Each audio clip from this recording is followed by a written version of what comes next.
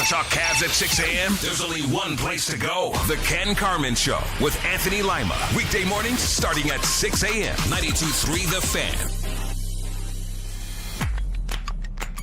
Catch all the latest Browns and NFL news and conversations right here. It's the Fan Offseason Special. Here are your hosts, Jake Volnick, Darryl Ryder, and Coach Lance Reisland. We are Sports Radio 92.3 The Fan. Another Tuesday and another edition of the Fan Offseason Special with you guys every single week, breaking down the latest things now coming up on being just about a month away from the draft. Plenty to get into, plenty to talk about. It's Jake Volnick with you guys alongside me, Coach Riz, Lance Reisland, and our very own Darryl Ryder. And of course, he's always brought to you courtesy of Scheiben Jewelers, Cleveland's premier jewelry store. Gentlemen, how are we doing today? Doing good. How are we? I feel like we're off to a good start. I feel like I'm in a good mood today. Are we about to do 2 hours of getting drunk talking about drafting Ty Simpson? Not quite 2 hours of it, but we might do about 20 minutes. It might be people call it a power hour. We're going to do like a power segment. That's what's going to happen. Yeah, I'm doing well. It's another good night here, Tuesday night. Interesting because I've had some takes on some guys and have some people who don't necessarily agree with everything I have to say, which is interesting. But yeah, the Ty Simpson thing is interesting. But there's lots to talk about when we talk about position groups, et cetera. And Coach, I see you on social media. I see you. I don't want to say going back and forth with people because you don't really go back and forth with them. You more so just explain your side in a very nice way. But you might have been the talk of the NFL world had it not been for Dan Orlovsky. So you just fell short. I mean, it's just a touch short. Between today. 1 and 2 is a big gap, though. So but no, we're definitely going to get into some of the things that Dan Orlovsky had to say. We're going to get into the Ty Simpson stuff later on in the show. But I figured we would start kind of with an overarching draft conversation where this team stands and go back and approach do you take the pick, do you trade down in a little bit of a different approach? And I think that it obviously more schedules to what this draft is individually. And it was a question I asked yesterday to John Ledger. I was interested to hear his response. But essentially for the Browns individually, what is more important when we talk about this? And that is either getting more bites at the apple, a.k.a. getting an additional draft pick if you were to trade back, another shot on one of the prospects in the first or second round, or ensuring that when you're drafting at 6 or you're drafting at 24 or wherever you're drafting, that you are ending up with the top prospect on the board at the position that you want to take, right? Whether that just be best player available, whether that be the top wide receiver, top left tackle, but ensuring that you go, that's the guy I think is the best, and I end up with that guy. Whether, again, do I want to target a position? Maybe. Do I want to just go best player available? Maybe. But am I making sure that I have the top guy that I want to draft? Because obviously even if you drop from 6 to 9, there's a chance that's not the case. Certainly when you go back to the 12s, the 17s, it's almost a guarantee that's not going to be the case. And John yesterday told me that he thought it was, in this draft class specifically, a bites at the apple conversation more than it was a getting your top players. And I think I'd probably stand in the opposite viewpoint, that I would rather the Browns check off, hey, this is a guy we've identified as the number one guy that we have to select here. No matter where that be, whatever their decision is, just go get the guy you feel most confident in. And I feel like I'd be better from that standpoint. Well, I am concerned about the tackle class, and I know we've had the conversation about the quality and the depth of that class. They absolutely cannot miss out on one of those top-tier players, okay? I think it's vital. I think it's fair to assume, and when you look at a lot of the top 30 visits that they're conducting right now, and just obviously the needs and what they've not done really in free agency, they need wide receiver help desperately. They need an infusion of talent in that room desperately. So, I don't have a problem getting another bite at the apple, whether that's in the first round or another early second round pick. I think if you're sliding back from 6, I need a first round pick to make that viable for me. Speaking from Andrew Berry's viewpoint there. But they've got good bites at the apple right now. You've got 5 of the top 107 picks in this draft. Only the Miami Dolphins, who I believe have 7 of the top 120, okay? Only the Miami Dolphins, I think, have more draft capital than the Cleveland Browns do. And I realize there's 4 or 5 teams that have multiple first-round picks this year. But when you're talking about quality of picks, I think Miami's in a little better shape there. But the Browns are right there.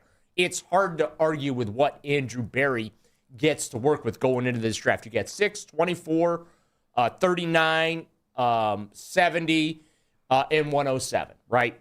Those are all very, very good picks that you should be able to fill some holes in. So, I'm all for moving up and down the board, but let's not get too cute. Let's not miss out on one of the top left tackles that are going to be available in this draft class.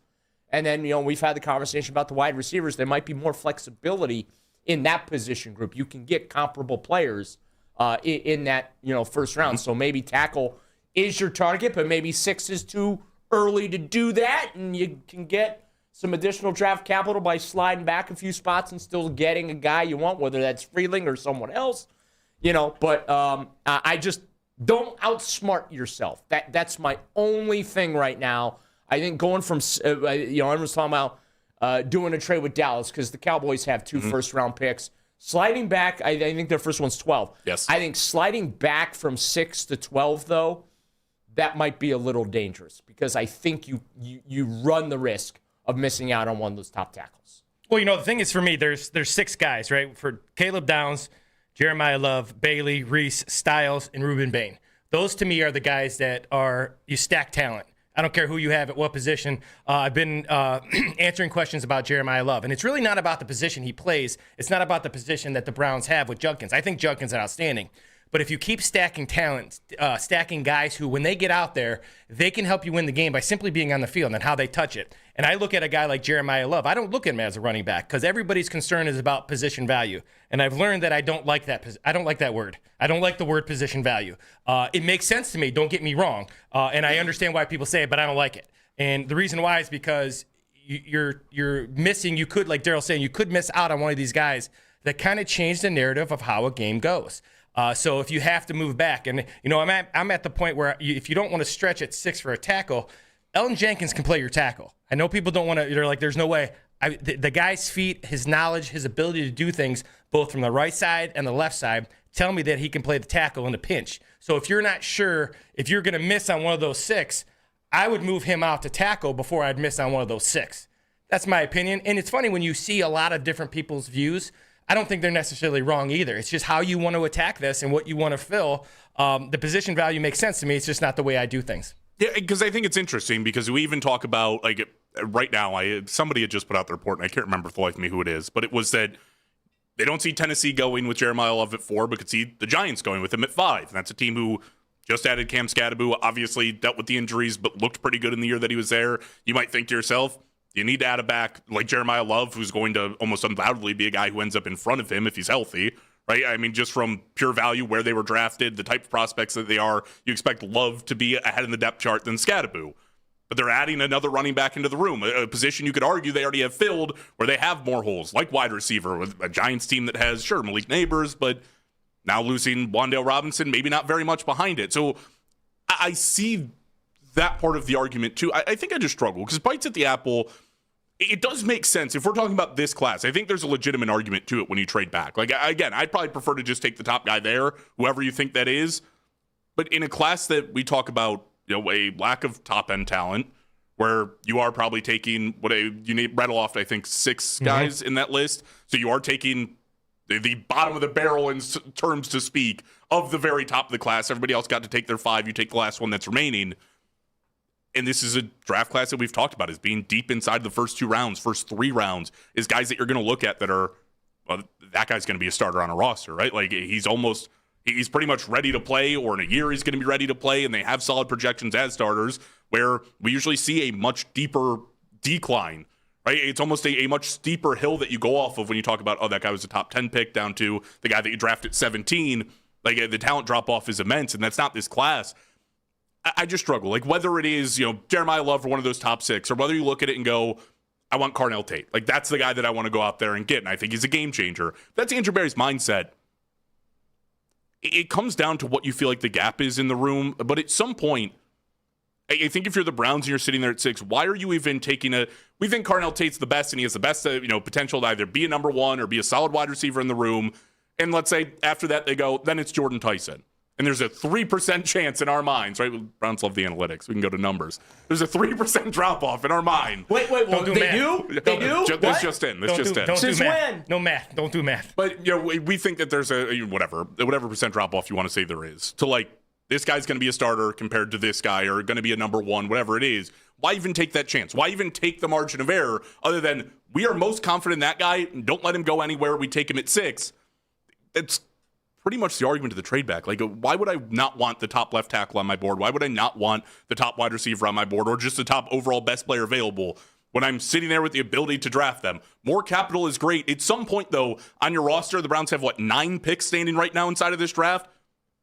I feel like you can't add 9 young guys to this room and expect, even when you're talking about the top 107, there's 5 picks.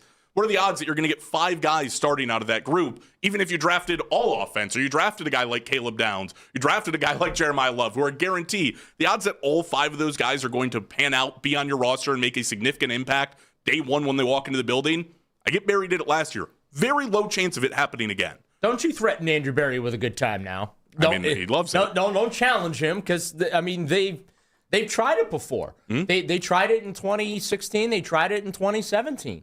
So we've seen that where they have, it's not a well-kept secret that they want to be young this year. They want to be one of the youngest teams in the National Football League, both for salary cap reasons and also, too, from a talent standpoint. So we've seen it before. Unfortunately, it's not worked before, and I think that has shaped some of the negative viewpoint of that. But, Andrew Berry was right when he said at the Combine, just because you're young doesn't mean you're not going to be good, okay? The problem that Andrew has to deal with is that historically when the Browns are young, it usually means they're not very good because, they just haven't been good on a consistent basis for a very, very, very long time. We get a playoff season here and there. I mean, we got 2 playoff seasons within a 4-year span. Like that was like turning water into wine by Browns standards. Now, elsewhere in the National Football League, it's a shoulder shrug. Okay, you won 1 playoff game. Good for you. But here it's like, oh my God. Browns actually won 11 games. Usually we're used to watching them lose 11 or more games in a season, not winning 11 games in a season. And so that contempt, they're going to be no big deal. They got blown out by the Tech. They're going to be back next year. They're going to be right there next year, right? Next year's never promised. So I don't have an issue with going young. Barry showed the ability and whatever processes he had last year to come away with what he did, I hope that they repeat said processes and they didn't change anything because that really was an outstanding draft. And he absolutely needs to have a repeat performance. Well, yeah, when you think about think about Mason Graham, right? They were very good in defensive line. You take Mason Graham, you're never going to be wrong stacking talent. And when you talk about some of the teams, I hear you talk about consistency, and you're absolutely right. But I think that happens because you're always looking to fill holes instead of stack talent. And when you stack talent, the holes go away slower and slowly because you stack talent, whether down the line, so you have 2 great tailbacks. Okay, now you have trade value, whatever it may be, but you're never wrong stacking really good players. That's what, guys who fill in a gap, those things help you now. But if you stack talent, now you're that consistency every year when you talk about teams that are really, really good. Obviously, the quarterback position is always going to be the foundation of that. But you talk about defensive line and secondary guys and O-line. And when I think of Jeremiah Love, I think of CMC or Marshall Faulk, showing my age a little bit. But not a guy but that's just a talented guy. I don't think of him as a running back in the position value. Just a really good football player that can score points, which the Browns never score over 20, right? So I don't know. I think the idea of stacking talent is very important for them moving forward. And I think it's something we're going to look at this year. The way that Barry approaches the draft probably will tell you, in a lot of ways, how far away do you think you are? Because stacking talent, it definitely works when we're talking about, this team needs to rebuild. This team needs as much talent as they can acquire, or you're already in a really good spot. When you go out and you say, we need a left tackle, we need a wide receiver, you're telling me this team's that far away, we couldn't get it in free agency, and we're getting it right now, but we're ready to compete. Andrew Berry's going to send a message one way or another, I think, within the early part of this draft. But 216-474-0092. What's more important to you? Is it bites at the apple in the first 2 rounds or getting the top players on your board? Plus, we're going to look at a couple of the tackles that you could get in this draft in a lot of ways that Andrew Berry likes to think that I don't think a lot of people like to really agree with him in that fact. And there's some stats that I was sent to back it up as well coming your way in 5 minutes. It's Jake Volnick, Lance Rice, and Darryl Ryder, all with you guys on the Fan Offseason Special.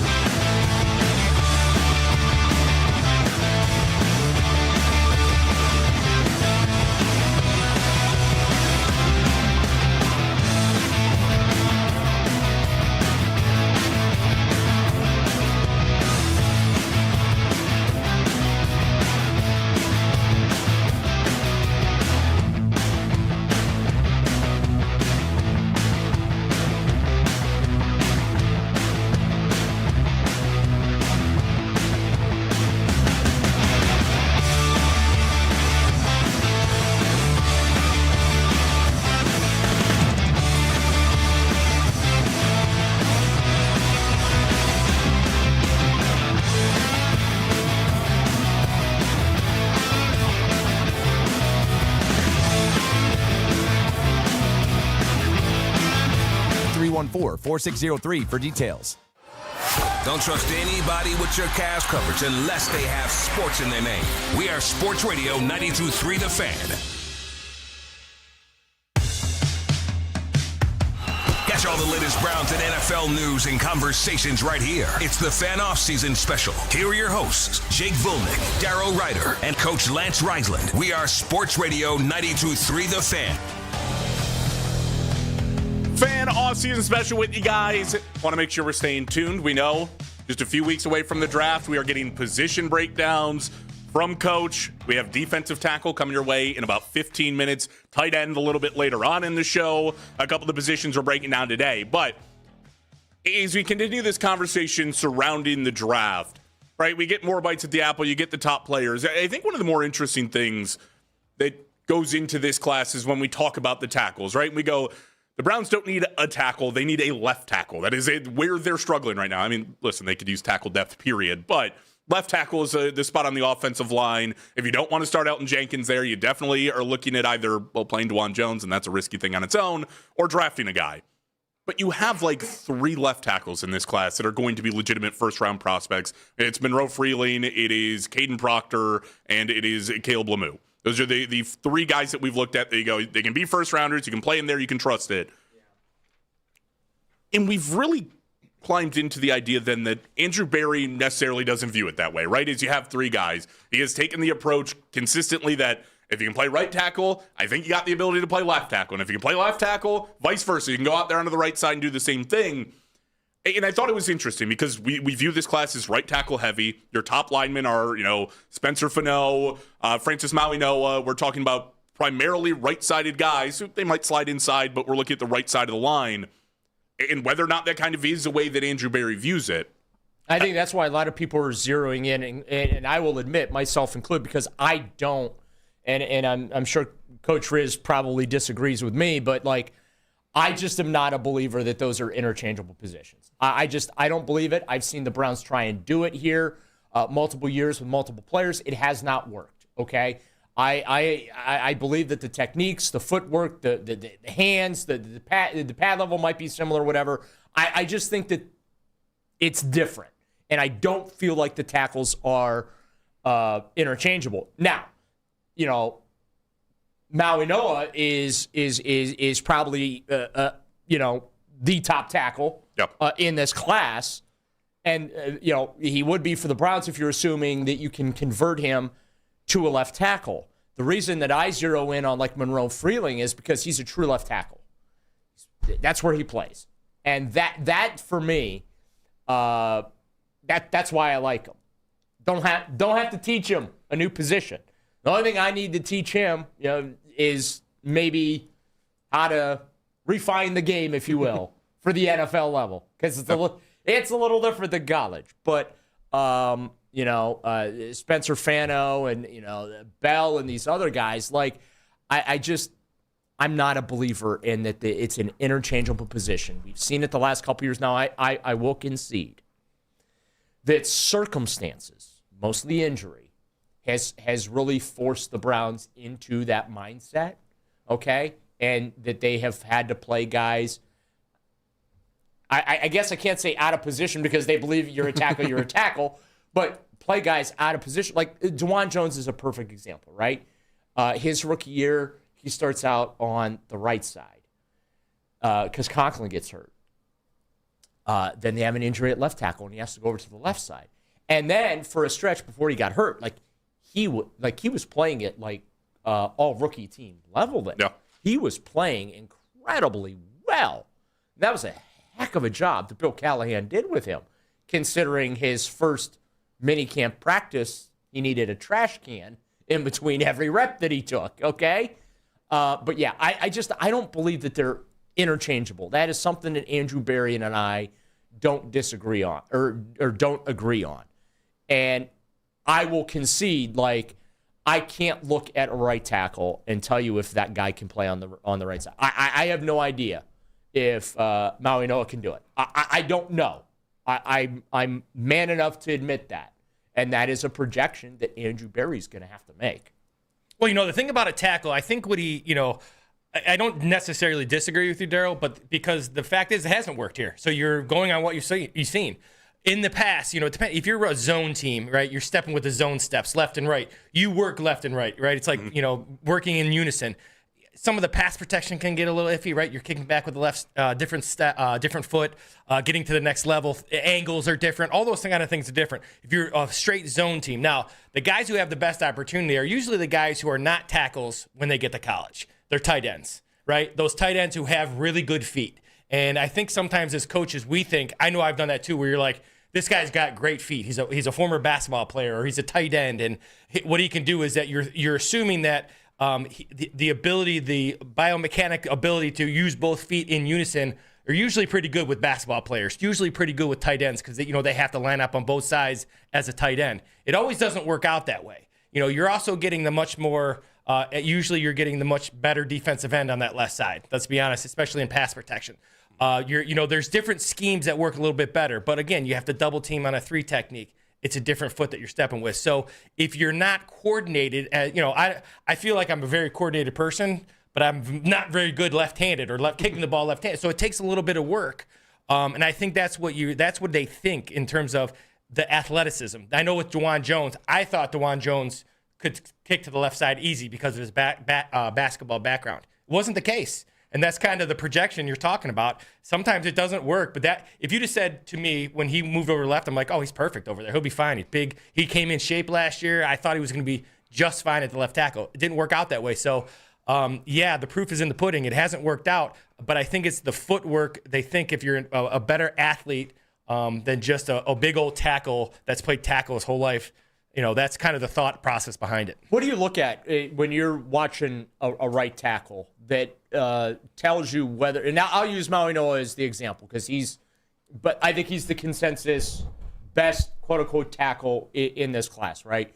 When you're looking at a right tackle, what do you see from them that tells you that guy can go play on the left side? For me, it starts off with feet. It just is how, not necessarily the footwork, but how the motor skill. How light does he look on his feet when he's moving? Even if you watch him in the run game when he's pin and pull or a screen, how does he look in space? Can he move his feet? Does he look like he's lumbering? Guys who look like they're lumbering, those guys usually will have no success over on the left side, just because simply if you just go break it down, just the kicking back and trying to block those speed rushers. So for me, it all starts. I think you can coach anything else up, but if you're not a guy who's light on your feet, I don't think you have a chance to go on the left side, Daryl. Okay.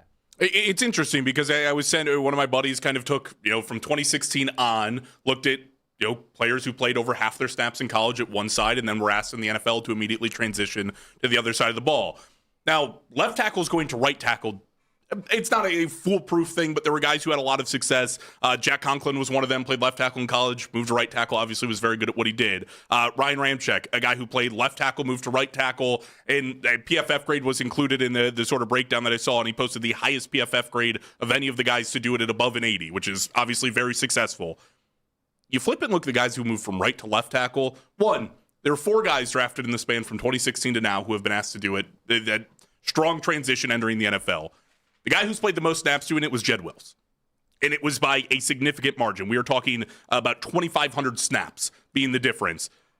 Jed also posted a sub-60 PFF score. We have looked at guys, Tyler Guyton, a guy who's been asked to do it, has posted a sub-60 PFF score. And then 2 guys who just climbed over that mark have been Fuaga and J.C. Latham have both made that change. And also both of those guys have now moved from left tackle back to their original position at right tackle, and it said, oh, that doesn't work. 4 guys, and you don't have one single case in the last decade of football to say that, oh, in the first round, you can just flip these guys and it works. Like, we don't have a single one to go off that basis. And we've seen guys maybe like a little bit lower down in draft classes. DeJuan Jones is a perfect example. I mean, played some really good football in the fill-in work he did at left tackle, and then you look at last year, didn't go so well. He ended up getting moved back to right tackle before the injury occurred. Like, we have not seen one of these guys really take that in stride and run with it and become a solid left tackle to the point where it's almost like you do have to kind of rule out that side, because the first guy to do it will be the first guy in a decade to be able to do it. And can it happen? Sure, maybe. Do I trust the Browns and Andrew Berry and everything happening right now to be the team that really nails that down and identifies the guy and is able to do it, I don't know how I can have that confidence. And not even just that it's the Browns, but that you are the one specific team in the one specific instance that gets it right and absolutely nails it. Bill Callahan couldn't do it, and I know George Warhop is a fine offensive line coach. I love the hire. I think he'll do a great job here. What I'm saying, like, Bill Callahan's like, the master Jedi of offensive linemen.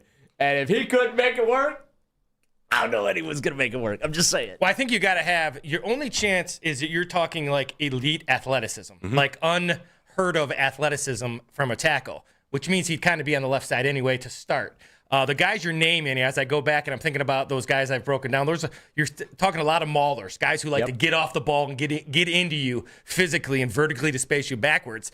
And that you can do. You can lumber a little bit at the right side and move guys, right? And that left side with those pass rushers, you have to be so light on your feet. I remember watching Joe Thomas. It looks like it was almost fake. He was getting back there so fast, right? And obviously he's a Hall of Famer, but it takes that kind of footwork. And you're right. There has not. The numbers say it. Now we'll say this as a coach. There's always, as coaches, we think we can do it. We think we'll have the outlier. Unfortunately, sometimes you egomaniacs. Sometimes the numbers, and I'm not a numbers guy, but sometimes you got to look at the numbers and say, okay, what makes that left tackle? And it comes down to, is he light on his feet and can he pass protect? That's what he's got. He's got to be able to pass protect. Right, and I mean, listen, like the criteria I was sent, admittedly by the person who sent it to me, was like, it's not by far a not perfect metric and not a perfect system. Like, we used some really specific criteria, looked at some individual things. It's perfect for me because it makes my case. Yeah, exactly. Kind of where I stand. It's right on. Perfect math. But I mean, Love Coach, those numbers.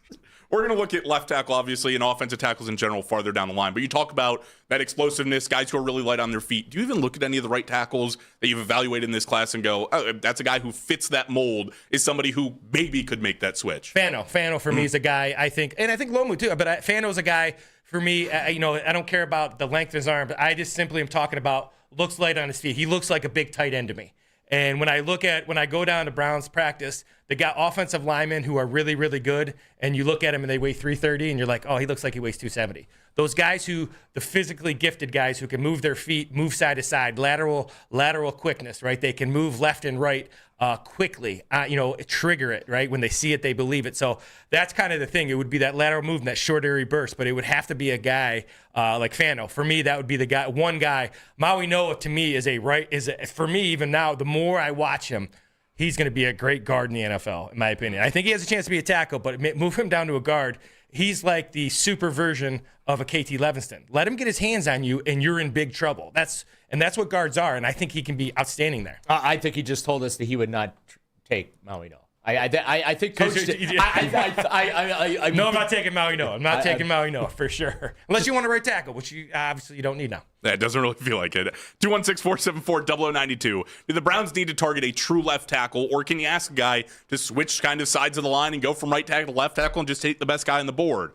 Plus, coming up here in 5 minutes, we're going to get to Coach Roy is going to break down some defensive tackles coming up in the upcoming draft. Again, that's coming your way in 5 minutes on the Fan Offseason Special.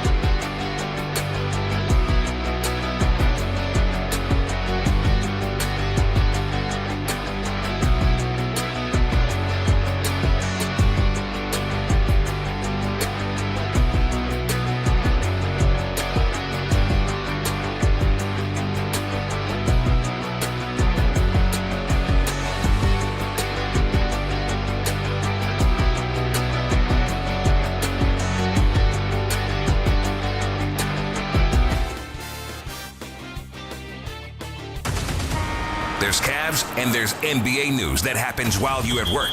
Baskin and Phelps, weekday mornings starting at 10.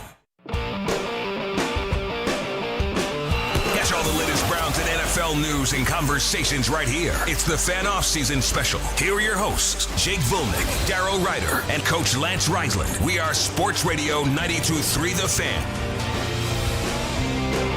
Still plenty to get into here on the Fan Offseason Special. We have Dan Orlovsky and his evaluation of quarterbacks being well against consensus, and he's telling it everywhere. We also have, for some reason, Jarvis Landry versus Kevin Stefanski debates and a lot of people caring about it, and some position breakdowns, which we are going to start right now. It's Jake Volnick, Lance Rice, and Darrow Ryder with you guys. Of course, for these, we go to Coach Riz. He's broken down every single position group at this point in the draft. He's done all of his work. And we start with defensive tackles today.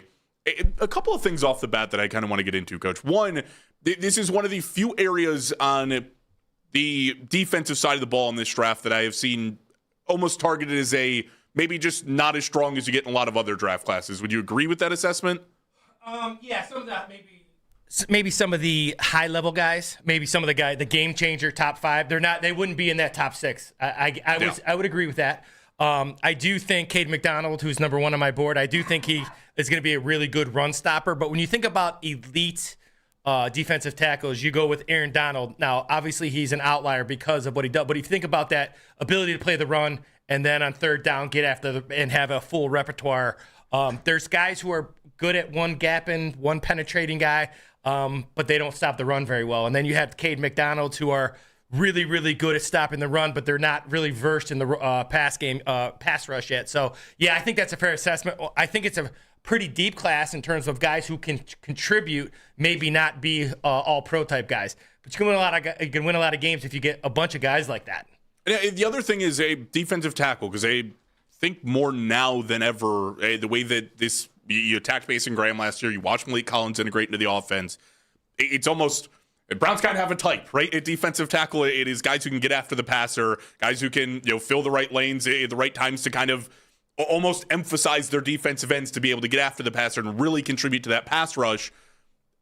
Again, is that kind of a fair assessment? Is that what you think the Browns would be looking for in a class like this, is guys who kind of fit that mold? Well, the good thing is when you're scheme specific like the Browns are, you can get guys on day 3 because you're looking for guys who aren't 3-down guys, and they have such depth at defensive tackle. If they get a guy, a guy like Zane Durant, I'll give you an example from Penn State. He's probably a day 3 guy. He's super talented, but he's a one-gap penetrating guy. Will be good in the pass rush. Maybe you bring him in nickel, but I think he's a guy that will be around on day 3. So you say, yeah, if you have him high on your board, that kind of stack that talent, right? Again, you stack talent. You can never have enough talent, especially within your scheme. So sometimes being scheme specific hurts you. But for the Browns defensive line, they're asking you to get in the gap and they're asking you to get after.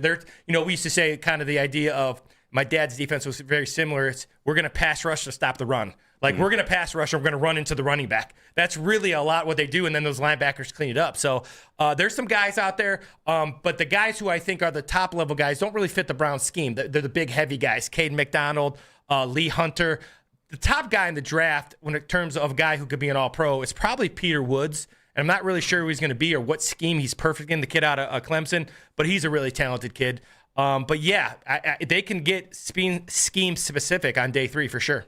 So you mentioned those top guys. It kind of takes the Browns out of almost what is, I think, viewed as a traditional defensive tackle in a lot of ways. Like your heavy run stoppers, the guys that are going to plug the holes in the middle. But that's not really what this defense looks for, right? No, obviously on first down, you have to be a little bit more sound. But what the Browns, there's 2 ways to look at it. You're either going to have big guys who are going to 2-gap it, and they're going to have the linebackers behind it, or you're going to crowd the line of scrimmage with more guys than they can block. And that's really what the Browns do. They crowd the line of scrimmage on early downs with more guys than you can block, and they all play with their hair on fire. And it can be very successful, especially if you have really good corners like they've had. So, yeah, it's the idea of the big, 2-gapping guys. And what that means is literally they're just trying to stand the guy up in front of them and work to their right and left, right? The right gap and the left gap. That's really what it means. And what the Browns really like to do is they like to say, we're not in charge of a right and a left gap. We're just in charge of this gap, and we're going to go. And I think that's,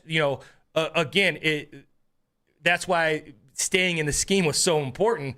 because Daryl has mentioned it. They've invested a lot with these guys and who they went out and got, and they've kind of made this really, scheme specific to these guys. So no, the traditional tackle is not necessarily what they're looking for. Okay, so you pointed out Zane Durant. Who else kind of fits that mold of the guys that you've looked at that maybe the Browns could target? Well, a guy who came into my, I think for the Browns scheme is a kid named DeMonte Capehart, another kid out of Clemson. He's a guy, really had a good Senior Bowl. He's a one-gap guy, gets after it, extremely athletic, ran a great 40 at the Combine.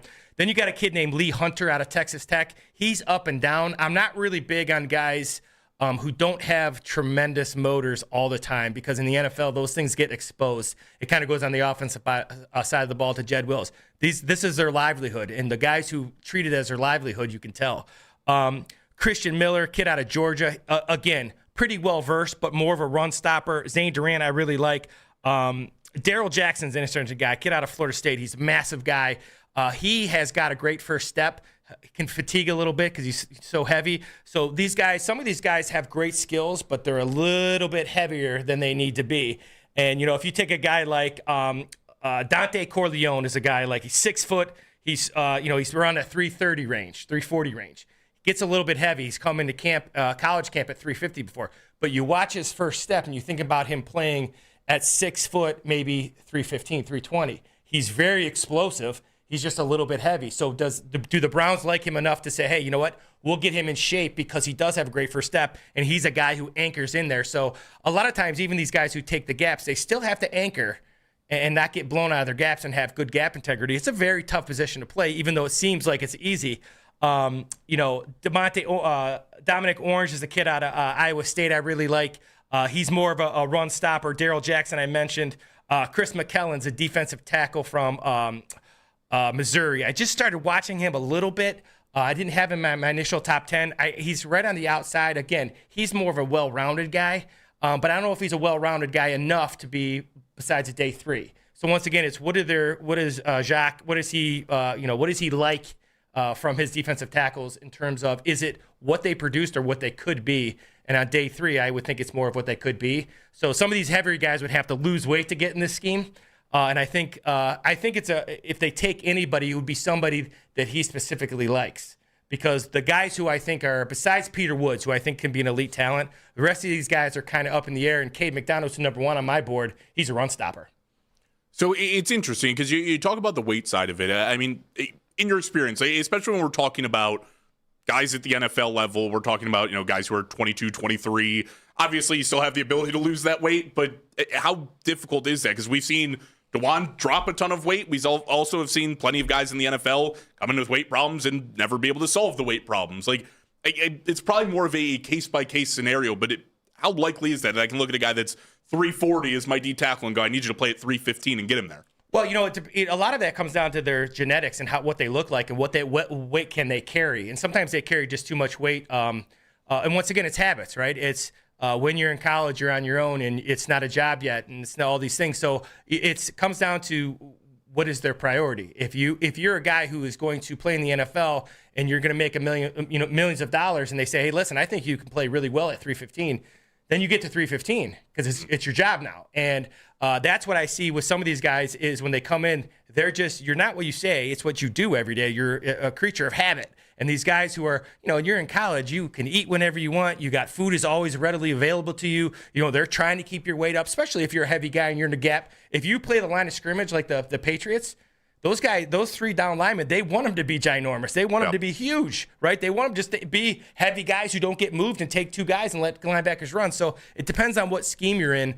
I do think it's easier to get a guy who's 280, 290, get a little bit more muscle on him than it is a guy from 340 because he's found his success at 340. Sometimes maybe he's not going to be as successful at a lighter weight. So let's look at Brown specific, kind of just what that room is right now, because you do have a really interesting situation on D-Tack. We mentioned, obviously, you just drafted Mason Graham. You brought in Malik Collins. You also have guys behind them, a guy like Michael Hall, who you just used a second-round pick on just a couple of years ago.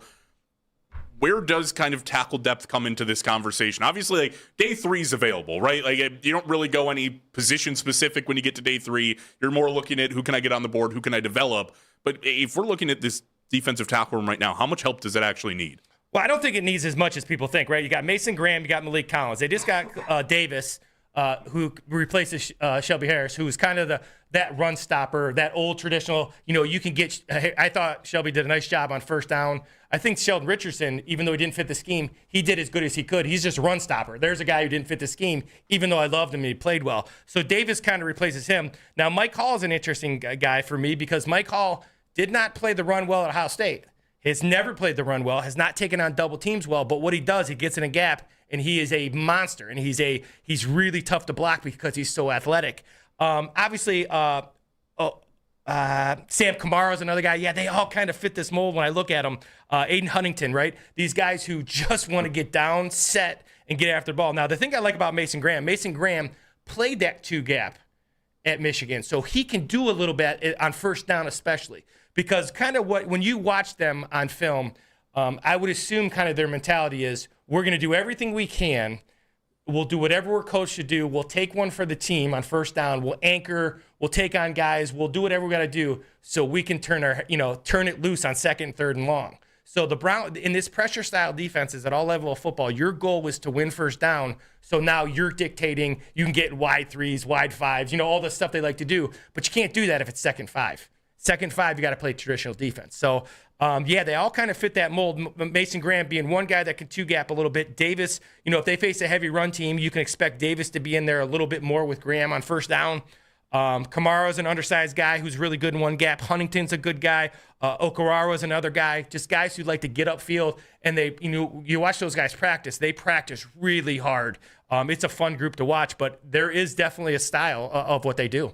All right, you got about a minute left here. Obviously, Brown's philosophy we talked about, like getting these specific guys that fit your scheme, they can get after the passer in a very shortened way. How does that actually open up Myles Garrett? Like, I think we all understand the idea that it does, but what actually happens in that allows guys like Myles Garrett and Alex Wright to do what they do best and Myles to go out and set a sack record? Well, here's the thing. When you have Myles Garrett's always been kind of by himself. So when they brought in Malik Collins, I loved it last year because he's another guy who's going to attract more attention. So as an offensive coordinator, you go in and you say, I have to block Myles Garrett. Now they got to go in. They got to block 4 guys. And Alex Wright really improved. But now what you can do is Alex Wright, because he's grown into his body, you can move Alex Wright down to a 3 technique. Mm-hmm. Again, it comes down to if we win on first down, we get to now do what we want to do. So now I'm going to put Alex Wright, who's a big body defensive end, on a guard who doesn't slide very well. And then I got Myles outside of him. So what ends up happening is that you got to slide that way, or you got to chip that way, and then you have the other side. Right now you got Mason Graham, and now you got Isaiah McGuire, whoever you want to put on the other side. So the depth allows you to create matchups you want, but now you can't go into the game and simply say, we have to block Myles, which is what they had to do for a number of years. They would do everything on Myles. If you do that, there's a reason those other guys had success. It all went hand in hand. That record that he broke and the success of those guys, it all tied together last year. A lot of good stuff on defensive tackle there. We're going to talk tight ends later in the show, but we're going to climb into Dan Orlovsky's just raising of Ty Simpson all the way to the top. Is he out of his mind or not? We'll break it down in 5 minutes. It's Jake Volnick, Lance Rise, and Darryl Ryder, all with you guys on the Fan Offseason Special.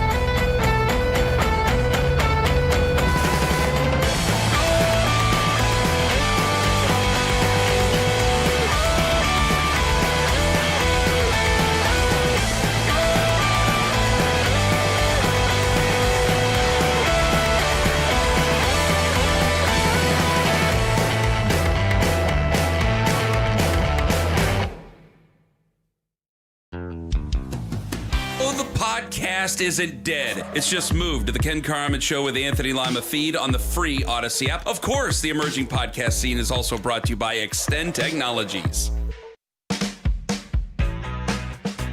Catch all the latest Browns and NFL news and conversations right here. It's the Fan Offseason Special. Here are your hosts, Jake Volnick, Darrow Ryder, and Coach Lance Reisland. We are Sports Radio 92.3 The Fan.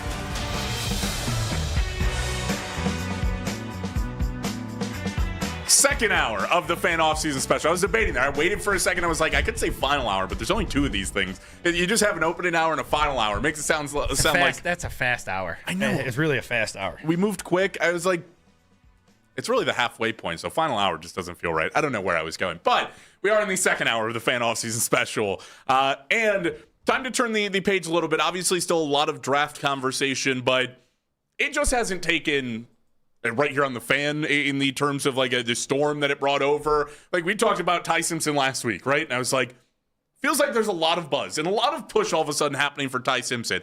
I thought that was the end of it. And then Dan Orlovsky was like, you know what? People think they like Ty Simpson. They think he could go to the Browns. How about I one-up you? And decided just to take it even one step farther on Get Up to start this week.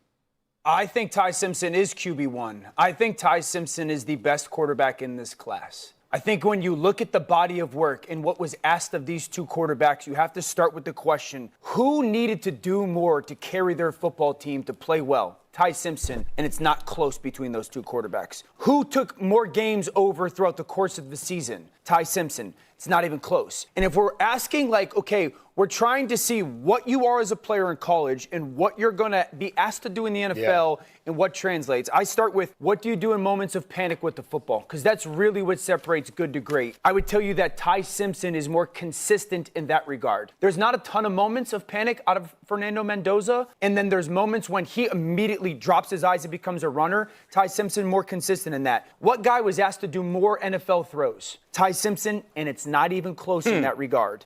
This is not to slight Mendoza. Yeah. I would rather have Ty Simpson at the 15 to 20 range than Fernando Mendoza at 1. See, I love that part of it because we completely just He backtracked right away. Immediately just flipped the entire conversation. You started with Ty Simpson as the best quarterback in the class, which I can't get behind at all. And I'm not a Fernando Mendoza guy, by the way. Like, I think that he's the best quarterback in this class. I don't think it's arguable. I'm not sold on him being like an elite quarterback at the NFL. I'm not sold on him. It's a bad year to have the number one pick in the draft and have to take a quarterback looking at you, Las Vegas Raiders. Yes. Like, should he be the number one pick? If we were going strictly off of talent, I don't think there's a way in hell. I don't think that there's a single chance he's the best prospect in this. Absolutely not. So, again, not a Mendoza guy. But if the argument is one of them with the number one overall pick, it's Mendoza all day of the week for me. If you tell me I'd rather have Ty Simpson at 20 than Mendoza at 1, well, now there's an argument I can get behind. Like, that seems logical to me. But we just went in a completely different area of it. Like, we know it's a bad year for quarterbacks. We've looked at all of these guys. We're debating whether or not Ty Simpson should even be a first-round pick. We have had debates early on in this cycle of whether Mendoza is worth the first overall pick. And then we have guys all the way down the line that were expected to be first-rounders that are now going to be third, fourth, fifth-rounders, like Cade Klubnik, Drew Aller, all of these guys that are on there, Grant Nussmeier. I know a guy that you like, Coach. But, like, Dan Orlovsky's got to be at least a little out of his mind. And I'm fine with, like, away from consensus rankings. Like, you can make the sell to me, I think Ty Simpson's a better quarterback than people give him credit for. I don't know that there's anything on the tape that you can watch, and I've watched both quarterbacks, that I can say Ty Simpson is better than Fernando Mendoza. As far as Mendoza goes, I look at the Ohio State game because Ohio State's defense this year was as close to an NFL defense as you're going to face, okay? They're going to have 3, 4, maybe 5 first-round picks on that side of the football. Probably next 10-plus guys that get drafted total, too. Right, yeah. but I'm just talking about on the defensive side, right? They were that good. And they made Fernando Mendoza, the Heisman Trophy winner, they made him look pedestrian. I realize Indiana won the game. They won the national championship, given their floor. But I'm just speaking specifically that game, that performance, okay? That's what would give me pause about Fernando Mendoza. Because had he lit up that Buckeye defense on the way to a win, then I'm feeling really, really, really good. But That Ohio State defense is as comparable to an NFL defense as you're going to get in college this past year. Okay, but and he is. I do think that Mendoza is the number one quarterback. Ty Simpson's number two. I do feel like there's a gap between them. And I think that right now we're at the part of the conversation where we're filling time till April. Like, you know what I'm saying? And the analysts are too. And I don't agree with Dan. I respect the opinion. But I'm not going to sit here and go through all the quarterbacks that Dan Orlowski went and told us were fantastic, and then they got to the NFL and they ended up being terrible. Because you know what? You could do that with him. You could do that with Mel Kiper. You could do that with you can do it with me, where I've said, hey, this guy's going to be Coach Riz and Dylan Gabriel. Yes, we could do that. But, that's just part of the business. We're paid to give opinions, okay? And so I respect the opinion. I just disagree with it vehemently. I don't think Ty Simpson's anywhere near close to being the best quarterback in the draft class, and he wasn't even the best player in college football last year. Yeah, well, for me, it comes down to I immediately was off Ty Simpson. I like some of the stuff he does, and Dan Orlovsky, who I absolutely love his breakdowns. They are fantastic. I learned so much from him. But again, we all value different stuff. And for me, I value starts. That's the old school in me with Bill Parcells. And I really think it has a lot to do with just the grit and the callous you build up from having multiple starts. He's only had 15 starts, so he just hasn't seen a ton. In the NFL, so you go from not seeing a ton to seeing a ton. I actually have Garrett Nussmeier as my number 2 quarterback. And going back to what you said, it was interesting because just as we've all not hit on things or we see things differently, on paper, it's not a good quarterback class. It could end up being a really solid quarterback class, right? It doesn't mean it has to be great, but one of these kids is going to turn into something, right? I mean, it happens every year. One of these kids is going to come out of nowhere, and in 5 to 10 years, we're all going to be sitting there complaining because the Browns didn't see it and didn't draft that kid, right? Because I'm just projecting in 5 to 10 years, we're still going to be having the same quarterback conversation. Well, and if you look at it, it's the idea of what is your breakdown? Going back to Dylan Gabriel, it's he would fit in this system of Kevin Stefanski on first down. Good, the Falcons can have him. He's really good, but that's the right or wrong. If you have a thought process, we all have different ideas of what will be good and what will be successful. Sometimes it doesn't translate, and that's the reality of it. And for me, the starts for me are the first thing. That's a non-negotiable. You know what didn't translate for Dylan Gabriel? He's 5'8". We will just agree to disagree on Dylan Gabriel for the rest of it. But anyway, I think he can't see. Once again, Well, going back to Ty Simpson. By the way, hey coach, can both of these guys see over the line of scrimmage? Can we just start? Yeah, they both can. Okay, Ty Simpson and Fernando Mendoza can actually see over the line of scrimmage. Okay, but I'm with you. They're already inches ahead of Dylan Gabriel. Sorry. Me and Daryl have not ever seen eye to eye on Dylan Gabriel, but that's okay. And by the way, I have been right. Yeah, listen, I call it like I see it. It is what it is. I stand by the evaluation. I studied for the test. Sometimes you don't pass, whatever it may be. But going back to Mendoza, I agree with you. It's the idea of doesn't get to a lot of second, third progressions. And I go back to the Ohio State game, and I said that same thing about the talent he saw. Eyes went down. The scrambling was a little frantic. Not saying that was, they were national champs and he was a piece of the pie. I don't know if he's number 1 pick in the draft piece of the pie. That's all. So I think this is so interesting because would you take him at 6, by the way? Because I am just I'm just in the mood to poke the bear today. No. Would you, if you were the Browns and he's there because the Raiders didn't want him but you would not take him at 6? Okay, absolutely not. All right. I think I would probably say somewhere in the same boat. Would you take Simpson at 6? Absolutely not. Would you take Simpson at 24? Take Garrett Nussmeier at 24. But that wasn't the question I asked you. No, I would not take Simpson at 24. Thank you. I was trying to trade. But I think that we do get to a point especially Daryl, you talked about this kind of not a dead period, but we do start to look ahead to the draft for about a month and start building what can the storylines be. Right. I think that we do get to a position where it becomes second nature to make it quarterback. And I think you can even look at it probably last year, and part of this conversation went there as well. That's why this draft is so tough, because there are no quarterbacks. Well, and it's paralysis from analysis. Yeah. You're going to find stuff. It's paralysis from analysis. Now we're not looking for any position. But once again, there's not that guy at quarterback. And then you just start breaking down We're like all what you know. just picking apart the film now. Every little negative thing. There's lots of really good in these guys, but now they have to go out and do it. It always seems to center back. And listen, we've all, I'm sure, had a moment where we've gone, like, I've certainly had a moment on a show where, like, was that really a good topic, right? Like, do we need to have that conversation, or did I force that conversation? Thanks for listening to the Sunday show. Well, there you go. But I feel like in a spot right now where we get to this point specifically, it becomes so quarterback heavy, and you want there to be a quarterback conversation because we love the quarterback conversations. All of us could sit here for 4 hours a day and talk quarterbacks and just break it down to the nitty gritty, all the way from any conversation you want to have. But at some point, there's just not a quarterback conversation. Like, it feels very set in stone. I mean, the Raiders would probably tell you at this point, although they wouldn't really tell you. Mendoza's the number one pick. Like, the guy after him is going to be probably Ty Simpson. It's probably the way the draft plays out. But either way, Mendoza's number one. Anything we're doing to try to upset the apple cart on that is just, I mean, it's fluff. Like, it is just absolute fluff of just, oh, let's have the conversation because quarterbacks are interesting. What stirs this up? Right. And again, I respect Dan Orlovsky's opinion. I'm not questioning whether or not he really believes it. But that doesn't even seem to be the basis of the, like, there are interesting conversations around this draft, but they're not conversations that are willing to be had on the national level, especially, right? Well, I would say this, with the quarterback position, I think what the Raiders got to lean on is, what had just happened in the Super Bowl.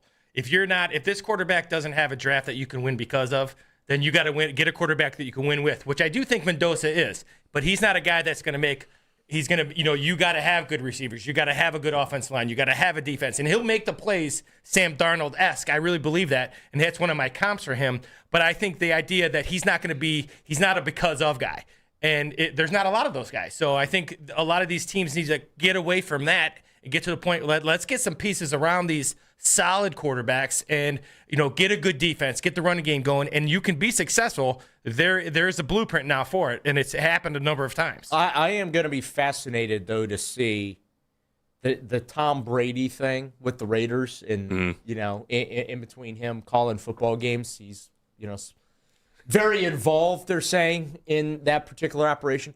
I am very fascinated in whether or not Tom Brady can turn Fernando Mendoza into a successful NFL quarterback or help turn him into, because Tom's going to be in this kid's ear.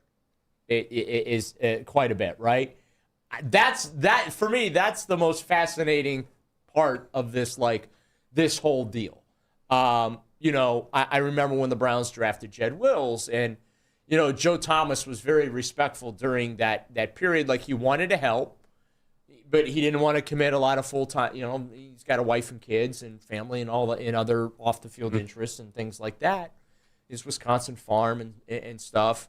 I know he went over to Germany and coached a little bit, but he dipped his toes in just to maybe show Jed a thing here or there, whatnot. I remember him out there during training camp. He was out there in his sandals, showing Jed Wills a few moves and stuff like that. But, that's an offensive lineman right there. Let me try to block in a right, pair of sandals. Absolutely. But here's the thing. We all know Joe was the best of his era to do it, but it never rubbed off on Jed Wills, right? And so I guess that's the point I'm getting to. Like, Tom Brady's like the GOAT, right? He's at least of this modern era, because I think that the game has evolved, it's changed, and that's part of the reason why I think the GOAT conversation is difficult in a lot of sports, because the game is played different in different eras, right? Otto Graham was the best quarterback of the early successful era of the NFL, right? But in the modern era now, I think it's Tom Brady winning, from a statistical winning percentage, championships, right? That's what you're judged on.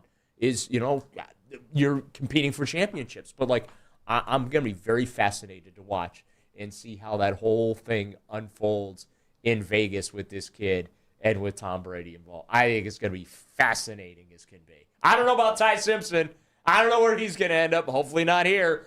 Because I don't know if Bernie has much in him these days to be out there coaching quarterbacks in Berea, but I think that's gonna be fun to watch in Vegas. There's no better pair of eyes that you could have. I mean, if you want one guy to help you with the quarterback, even if it's just chiming in here and there. I could see Tom just saying, the hell with it. I'm unretiring. I'm coming back. I can't watch this. I'm going to do it myself. This is a good point. Daryl, there's like... You saw him play flag football the other day. You know, looked just fine. The arm is still there. We probably have like 45 seconds to a minute we can talk about this. But Mike Florio brought it up earlier today. It's been posted on social media. But Ty Simpson, Dan Orlovsky kind of sharing the same agency, and then this being pushed out. Now, Dan's refuted it, but I know. Is there an inner working to that we think maybe we don't know if it's true, but does it feel possible? I'll just say that the NFL is a very incestuous business. There's a reason why there's a lot of sons of coaches that fly up the ranks, right? There's a reason they have to have accelerator programs. There's a reason why it's difficult for certain folks to get opportunity and to break through. Look, I mean, you know, and I'm not saying that it's the case here, but there are, agendas at times. I don't think that all the analysis that's out there is as genuine and again, I want to stress, I'm not saying that's what's going on here. I know the accusation's been made that, they share the same agent, so he's shilling for his agent's guy and, pumping him up and stuff. And that stuff does happen. Like, it absolutely happens. I don't know if that's the case here. Dan has said that's not the case. He's evaluating it with his own two eyes and what he sees on the film and the merits of the player and all that. And I take him at his word, but I think people are fooling themselves if they don't understand that, there's a lot of information that gets exchanged behind the scenes. There's a lot of, there's a reason why the NFL insiders are the insiders and have all the transactions. Because they're getting all the information. The league sources are the agents, okay? Yep. League source season is, Andrew Brandt, former Packers exec, always makes the joke on X every year. Time for the agents to change their name to league sources, right? Schefter, I remember there was a contract. It was a trade. And he goes, sources, I forget the player. Player's being traded here. Player is getting a contract extension on these terms, according to agent Drew Rosenhaus, all in the same post. Okay? There's a lot of copy and pasting from the cell phones to the tweet machine too, right? That goes on. So, I take Dan at his word. Dan is very good at what he does. But, there's agendas, there's bias, there's inside information, there's all that kind of stuff that plays into, I think, sometimes the conversation and, the analysis. But, again, I'm not saying that's the case here. It is a shame that, and that's why I think Florio raised the point, because Florio knows exactly how the sausage gets made. The fans don't care how the sausage gets made. I just did a little too inside football there, but fans don't care about that stuff. But that's kind of how the sausage of information gets made in the National Football League. There's no doubt. Ty Simpson, an interesting conversation, like I said, taking the media by storm. One more conversation that's taken the media by storm. Jarvis Landry versus Kevin Stefanski. What on earth is happening? We get to it in 5 minutes on the Fan Offseason Special.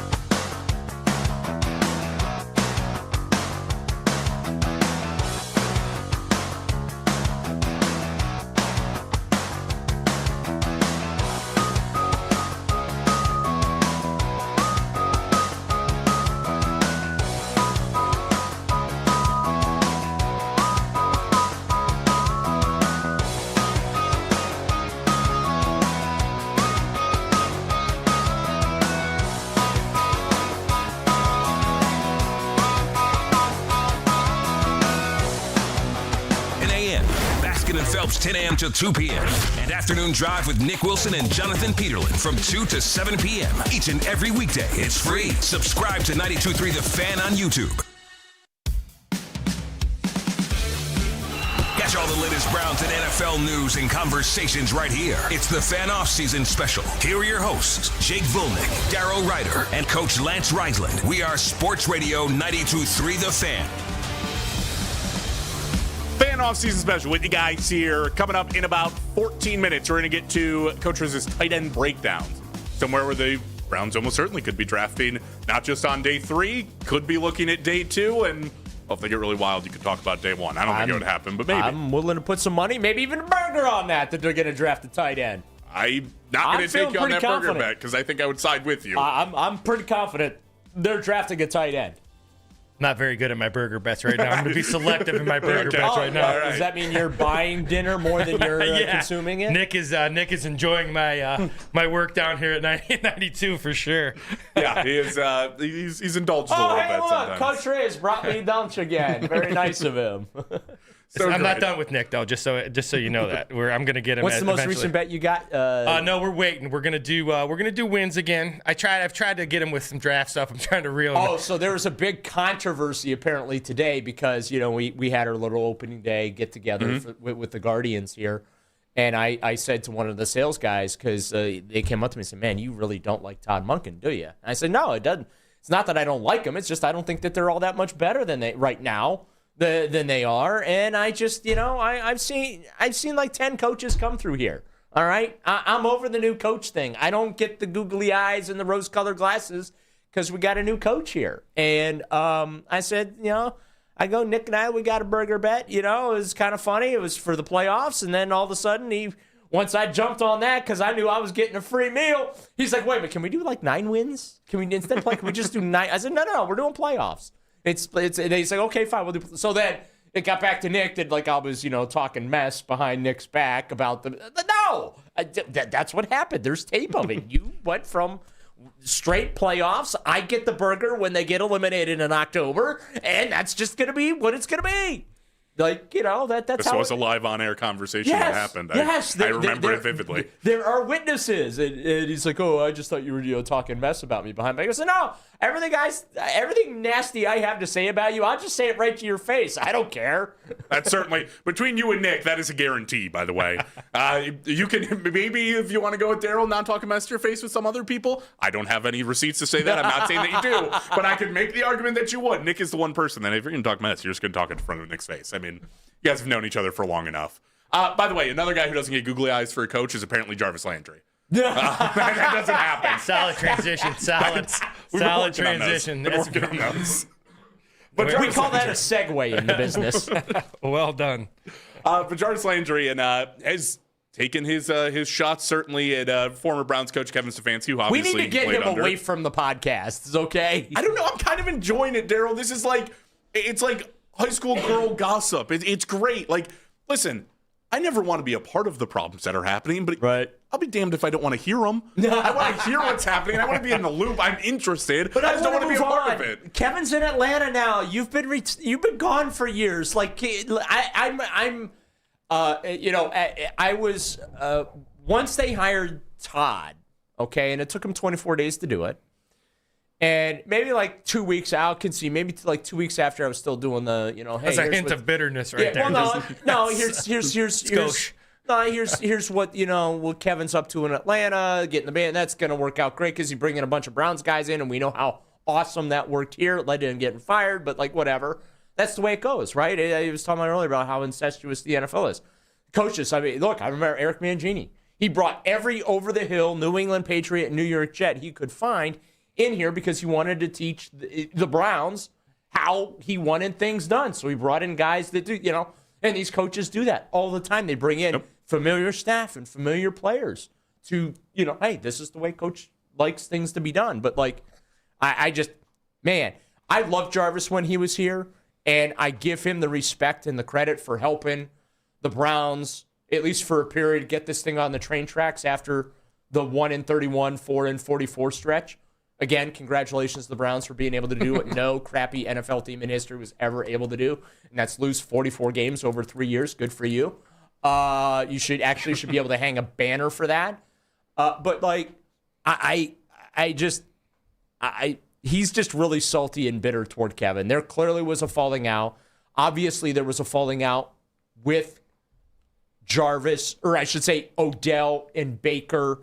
But I don't know why Jarvis would be mad, because the organization did right by Odell in buying him out so he could go sign with the Rams. Odell went and got his Super Bowl ring, okay? I don't understand where the bitterness is coming from, but man, Jarvis really, really has it in for Kevin. And for anybody that's missed this, it's on the Fourth and South podcast. Let's go ahead and listen to essentially what was the starter of all of this, that Jarvis taking his initial shot. He was cool to be around. It's like you say, it just almost felt like, as much as he knew what he was doing right, he really maybe didn't, right? And I think that, like, sometimes some of these coaches, or most of these coaches, get put in a position too soon, right? True. You know, they have success as a position coach, and then they get thrown into this head coaching role where you expect most of these coaches that's younger to be more personable, right? More relatable with their players. Yeah. In most cases, it just doesn't work out that way, right? And I know, like, my time in Cleveland, especially in the beginning, man, it was great. Like, he ended up winning Coach of the Year. You know, we ended up going to the playoffs. And then for some reason, then after, bro, it just kind of felt like, you know, the spark between the connection between the players and the coaches just kind of started to dim out, right? Yeah. I don't know if he'd be a great coach in the league, right? But I do think he knows a lot about offense. I don't know how much he is involved into the analytical side of things, but I know in Cleveland that was a huge part. So, you know, I think that played a part in some of the decisions that he may have been forced to make, even with the Shedeur Sanders thing, right? Yeah. So there were these comments, then obviously the ones that followed it too, along with the... I know what happened. I know exactly what happened. Stefanski's first year was the COVID year, okay? And all they had was football. Like, that was the only normalcy in those guys' lives, was football. And yeah, they, you know, had the social distancing and the masks and the conditions, and, you know, unfortunately, guys getting COVID, coaches getting COVID, right? But, like, and the other thing that happened was all the external nonsense that is the Cleveland Browns was not around that team that year. So that's all it was. It was football. And this organization never got the freaking hint. And I say this to them all the time, to their faces, that they should take the hint. Knock off all the nonsense that surrounds the team and make it just about football. We're about football here. We're not about uniforms. We're not about logos. We're not about this and that and all this stuff that doesn't help you win games. We're about football, and that's all that matters here. Okay? But see, that's not how that organization, everybody's got their hand in the cookie jar. Everybody's collaborating, okay? And listen, I'm all about collaborating, okay? You have to, and Coach Riz knows that too. You have to collaborate, okay? But there is such a thing as over-collaboration. They've gone the other direction with it. They've gone from the infighting of Mike Pettin and Ray Farmer, okay? Nobody wants to collaborate with anybody, to now everybody's collaborating with everybody, and it's just a hot mess. And they need, and I don't know if Todd Monken's going to be able to do this. I think what happened to Kevin is he got so bogged down with all this other stuff that has nothing to do with preparing for and winning football games. And the type of things I'm talking about is, I would see in the middle, because we don't get to see a lot of practice. We get to see like the first 15 minutes, right? Mm-hmm. But anytime ownership was in the building, in the first 15 minutes of practice, they'd start with Kevin, then they work their way over to the coordinators. And then occasionally they'd go over to players, or they'd go over to assistant coaches or whatever. And I understand those first 15 minutes of practice, they're stretching, they're doing the individual stuff. It's not like they're running plays, right? Okay? And I get that. But I look at those situations, I'm just like, this stuff doesn't need to happen. And hey, it's not my team, not my billions of dollars and all that. Yeah, it's your toy. You do what you want. I just know that a successful organization, that stuff just doesn't fly. And they don't have the self-awareness to understand that. Their most successful season as a franchise came during a global pandemic when nobody was allowed around the team. It was they literally built a wall in the building, okay, on the second floor. They legit built a wall, closed off football from everybody else, okay? It was isolated. And I really wish that organization, because they're good people, okay? Like, this isn't personal here. This is just my observation. I really wish that they would reflect on that and understand their most successful season was when nobody was around the football team.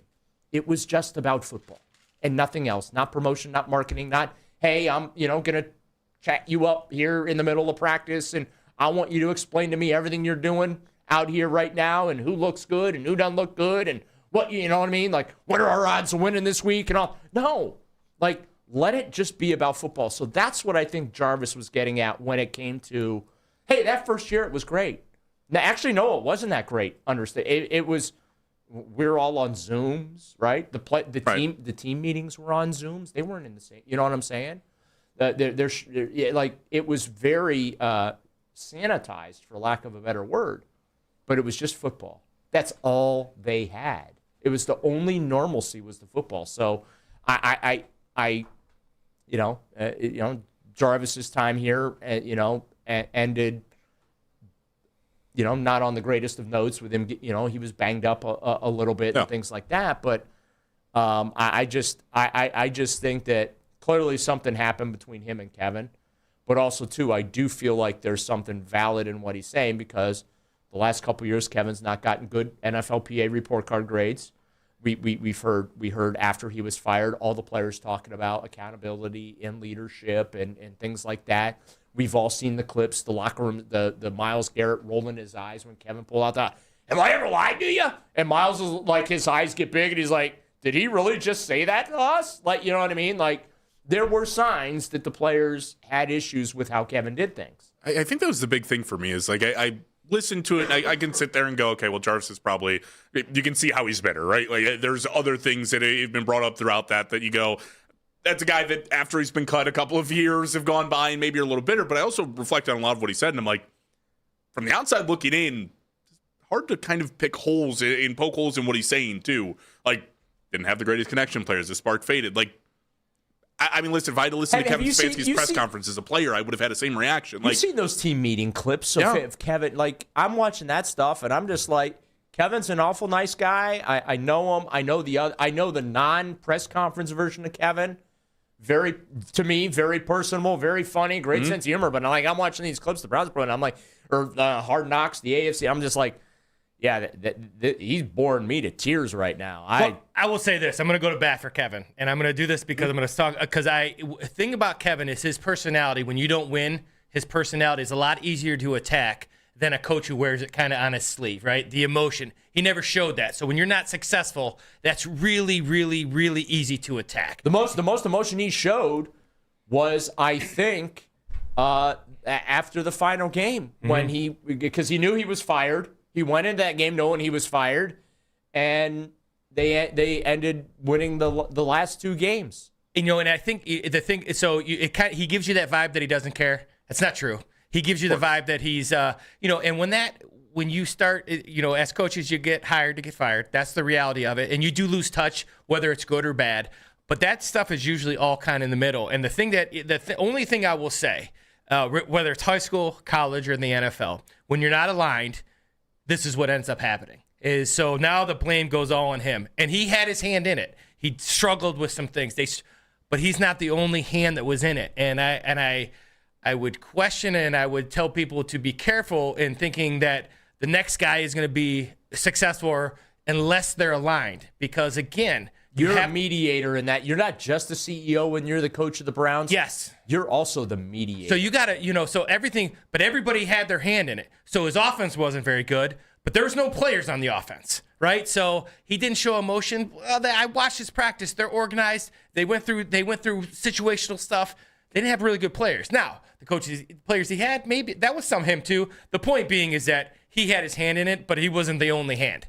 And now they've gotten to the point when that, after the fact is, it was people, all Kevin. No, it wasn't. It was everybody involved. It was part him too, and that's the problem for me. He changed coordinators when he was told to change coordinators.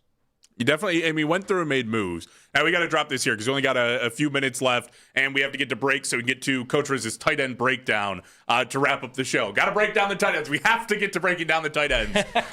It's coming your way in about 5 minutes. It's Jake Volnick, Lance Rise, and Daryl Ryder, all with you guys on the Fan Offseason Special.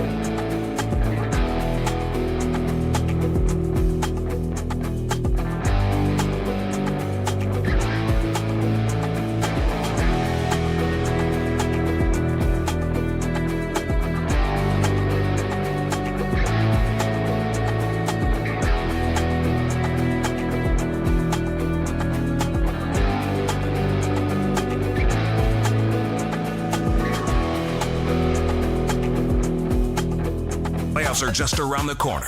Get ready for a Cavs run in the Eastern Conference with the best basketball talk in Cleveland. We are Sports Radio 92.3 The Fan. Catch all the latest Browns and NFL news and conversations right here. It's the Fan Offseason Special. Here are your hosts, Jake Volnick, Darrow Ryder, and Coach Lance Reisland. We are Sports Radio 92.3 The Fan. Final segment with you guys here on the Fan Offseason Special every Tuesday from 7 to 9. Of course, we're going to be back next Tuesday. Same crew, talking about the same team. That's what we do here. And probably talking more draft. But we're not done for today. We still have to get to positional breakdown number 2 with Coach Riz, which we've elected today is going to be at the tight end position. Obviously, an interesting group with the Browns because you go with Harold Fannin last year has been, a very pleasant surprise based on where you draft him, the output he had this year. I'm going to disagree with you. Not a surprise. As soon as they made the pick, knew it. Listen, I liked him when you made the pick. I know, Coach, you also liked him when I made the pick. There's you talked no about him in the pleasant surprise offseason. there. That kid came in and did exactly what we expected him to. Your expectations are higher than mine. I thought he was going to be good. I didn't think he was going to come in and put up and be the leading receiver for the Browns this year. Well, you clearly didn't look at the receiving core going into the year. Oh, Darryl, I might have thought, listen, I called Jerry Jeudy a number 2. I didn't think he was going to put up 600 yards, okay? Well, I thought I could have got like 800 out of him. And I was like, if Harold Fannin puts up 800 yards, we are more than pleasantly surprised. But 600 was a little bit easier to clear. It also means that the offense is not very good. Understatement. That's all I can say. One word, understatement. But we look at the tight ends. So obviously, it's an interesting class. I mean, you have, it feels like one guy really at the top, at least consensus-wise, right? Like we're talking about Kenyon Sadiq. Yeah, so Sadiq is, for me, is the equivalent of Jeremiah Love. He's 8th on my board, and he has the 2 is way down.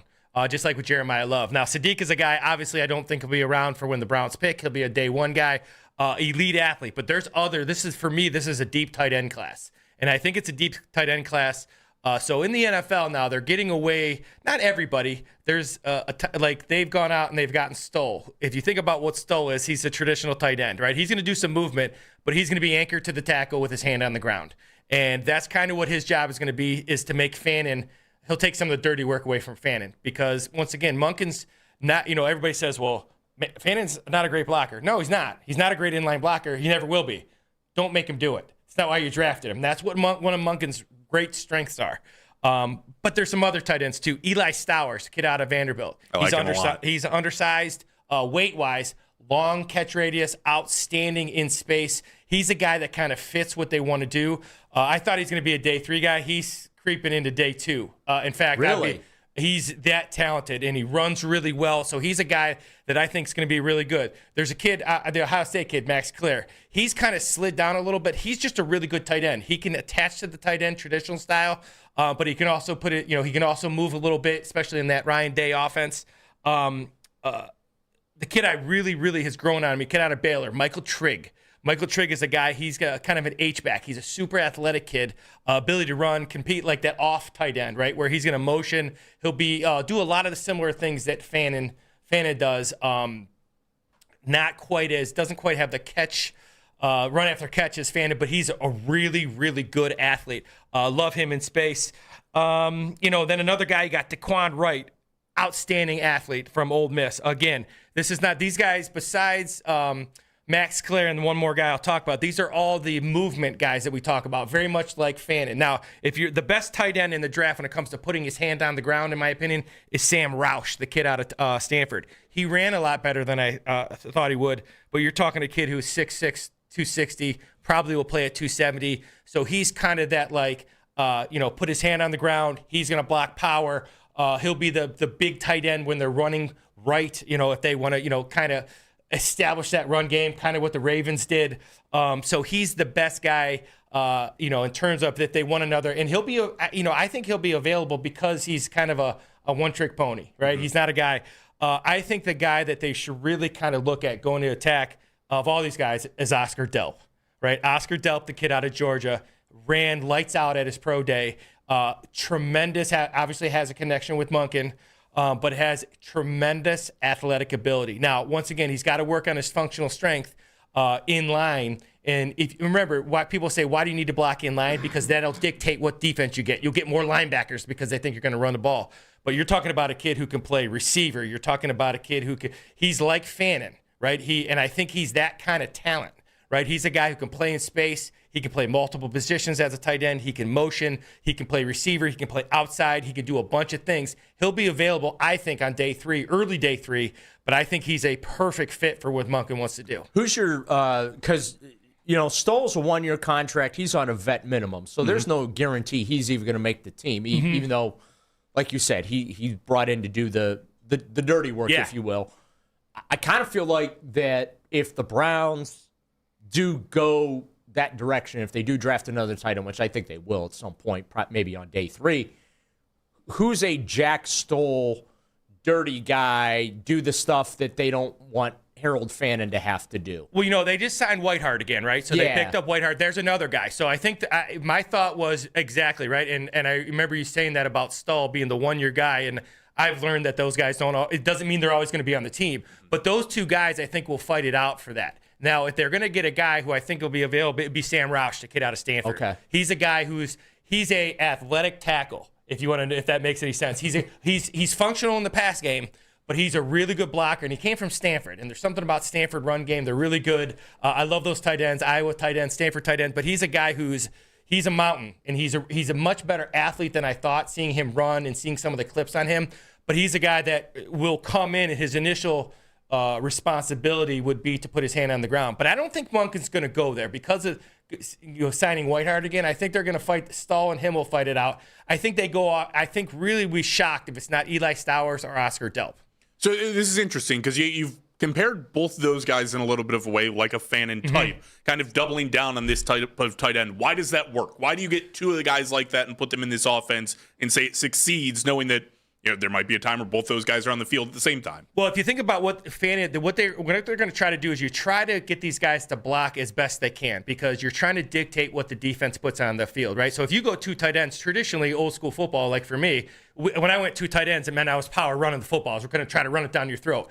So what did the defense do? They brought in big guys. So now what teams try to do is they try to get these guys that can block enough, and then you bring in linebackers, and then they split them out, and they get in formations where now you've got Fannin on a linebacker or a safety, and now you got Oscar Delp on a linebacker or safety, and that's what you really want. And that old tight end style tight end hand on the ground, there's a place for it, but it's a outdated kind of tight end. You got to be able to do that as well, but you got to be able to move. You got to be literally an offensive lineman, and you got to be a receiver in the NFL right now, and that's a tough kind of guy, but they're leaning more towards block enough, but be special in space when you catch it. We've seen the Browns have to use the tight end, as you put it, like that extra tackle, the help guy, because of the problems that they've had at tackle. How would you, I guess, grade this class as far as those type of players that can be the helper? Not so, because I think that tight end's a position like we're looking at box scores and stat sheets and numbers and catch radiuses and all those type of things. But I feel like that the Browns need. You gotta have a guy who chips. You gotta have the guy who's helping, right? They need a blocker, is what they need. Well, if you look at there's 2 different types of blockers. There's a blocker like the Sam Roush, where he's gonna put his hand on the ground and he's gonna block down on a 3 technique and try to kill him because he's 260. Then there's a guy like Oscar Delp, though he's not a guy who can necessarily put his hand on the ground. He can athletically, he can chip on a defensive end, knowing he's not going to have to block him. He's just got to stop his feet. That was kind of always our goal. If you're chipping, you got to occupy him enough to make the tackle's life easier. Just chip him and stop his feet so he's not in a full sprint. If you see what teams try to do to Miles, that chip guy's not trying to block Miles. He's just trying to get him off the train tracks for a second so that tackle has a chance. So all these guys, they're as much as they don't, none of these guys can line up, I don't think, besides Roush, and block Miles in a run game necessarily. But a lot of these guys, that's what they do in college now. They're guys, there's 2 ways to beat the blitz with running backs and tight ends. You're either going to chip it, or you're going to beat it, or you're going to double it. And these guys are more this new style of tight end over the last 10 to 15 years. They kind of do a little bit of everything, but receiving is what they do best. They're trying to block because then they can dictate the defensive personnel. But they got, like you said, they got to be able to chip. All these guys can chip pretty well, these top-level guys. All right, some really good breakdown from Coach. We're about out of time here, so gentlemen, we'll pick this up next week. We'll have plenty of conversations surrounding the draft, as always. We'll have the latest installment from Jarvis Landry and his hate for Kevin Stefanski, I'm sure. And maybe more love for Ty Simpson. Who knows? I can almost guarantee it. But a big thanks to you guys. Always fun to work together. Always a good show. Obviously, we'll be back next Tuesday doing it all over again from 7 to 9. But it's going to be overtime with myself, taking guys from 9 to 11 for myself, Coach Lance Risland, Daryl Ryder. We'll see you next Tuesday in another edition down of the Fan Offseason Special. You have unfiled taxes or tax debt? I'm Greg Talbot with Strategic Tax Resolution, a local firm that helps people with IRS and state tax issues. We're not on the other side of the country just giving phone support. We meet with the IRS and state so you don't have to. Everyone's tax situation is unique, and that is why we tailor a custom resolution plan for you using our proven